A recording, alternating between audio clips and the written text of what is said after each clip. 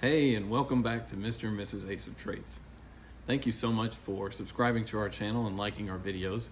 If you haven't done that yet, make sure and hit that subscribe button. Right now, it's spooky season, so we're going to do something a little different. Read some of our favorite scary stories. Tonight, we've got this one on tap. I hope you enjoy. Let's get into it.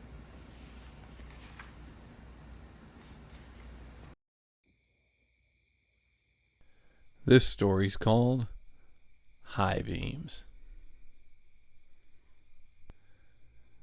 As a woman drove down a dark, deserted highway, she noticed a lone pair of headlights quickly approaching her car from behind. When the car came closer, she noticed that it was going to pass her. The car drew up beside her, but then the driver suddenly swerved back behind her car. She started getting nervous and kept an eye on the strange car in her rearview mirror. He pulled up dangerously close to her rear bumper and began flashing his high beams at her. The headlights dimmed for a moment, but then the high beams flashed again, and the car behind her surged forward. The car followed her very closely, and on tight curves or over hills he would flash his high beams on and off. The terrified woman took out her phone and dialed 911. When the operator answered, the woman screamed into the phone, "A car is following me.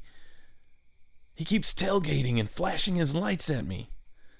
The woman gave her address, and in a few minutes she saw the red and blue lights of a police car in the distance.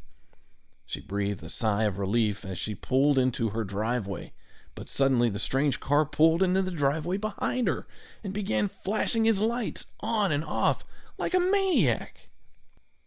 The police car screeched to a halt on the woman's front lawn, and two police officers jumped out with their guns drawn. They pulled the man out of the strange car and forced him to lie face down on the lawn.